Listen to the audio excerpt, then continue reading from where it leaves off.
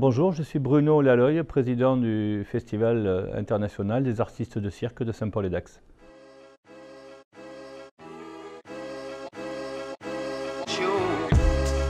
Bon, le festival a été créé en 1999. Ce pourrait être le 21e cette année, mais pendant une année, il n'a pas eu lieu pour des raisons administratives, donc ce sera le 20e.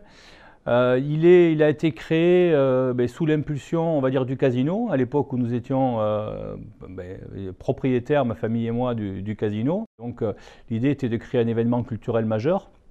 Alors c'est pas évident, après une expérience d'avoir organisé et présidé un festival de cinéma à Saint-Jean-de-Luz. Bon, j'en savais déjà un peu plus sur ce qu'était un festival. Et puis avec mon conseiller en communication, qui était aussi mon pote, eh bien, on a réfléchi un jour, on s'est dit bon allez, on va arrêter, parce que ça faisait un an qu'on réfléchissait et puis on ne trouvait pas. On s'est posé et puis on a procédé par élimination, on s'est dit il faut une structure. Alors à Saint-Paul, il n'y a pas de cinéma, donc ça ne pouvait pas être un festival de cinéma, il n'y a pas de théâtre, il n'y a pas de salle de spectacle suffisamment importante, salle de concert, etc. Donc on s'est dit il faudra un chapiteau, puisqu'il fallait créer un événement hors saison, vous vous en doutez, pour avoir une bonne capacité d'accueil au niveau des hôtels. Et puis j'avais vu juste avant un spectacle du Cirque du Soleil, donc j'avais encore les images plein la tête et j'ai fait une association d'idées, chapiteaux, images de cirque, et j'ai dit on va créer un festival de cirque. Alors l'association est réduite au minimum, c'est-à-dire un président, une trésorière et un secrétaire. Mais pour organiser ce festival, effectivement, il faut beaucoup plus de personnes. Donc nous avons réussi à mobiliser depuis des années 120 bénévoles qui interviennent une semaine, 15 jours avant le festival et surtout pendant le festival. Donc à l'accueil, au parking, au ménage, enfin toutes les petites mains que vous voyez œuvrer sous les chapiteaux et à l'extérieur sont des bénévoles. Et puis en amont, pour l'organisation, nous sommes deux. Mon assistante, qui est mon assistante sur le plan professionnel depuis 20 ans, voilà, et qui travaille avec moi bénévolement aussi sur l'organisation du festival.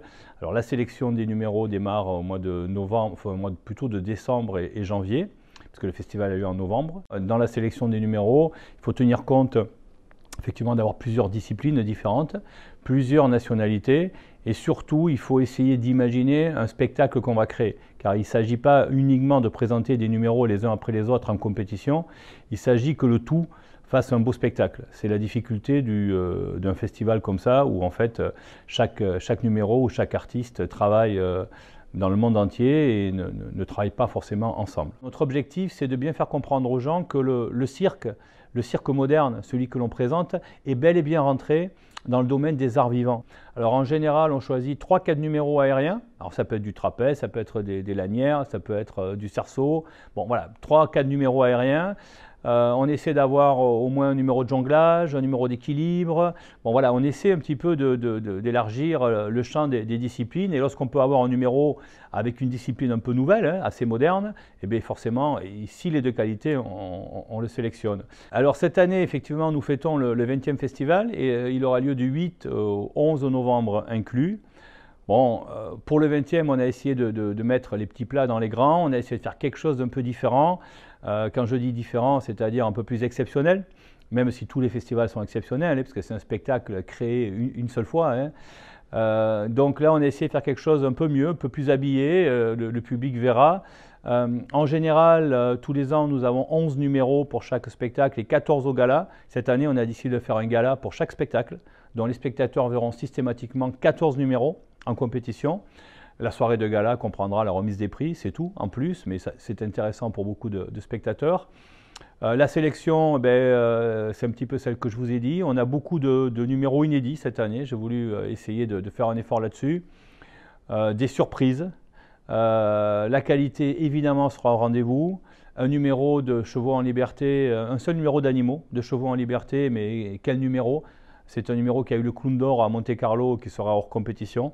Mais c'est un numéro magnifique.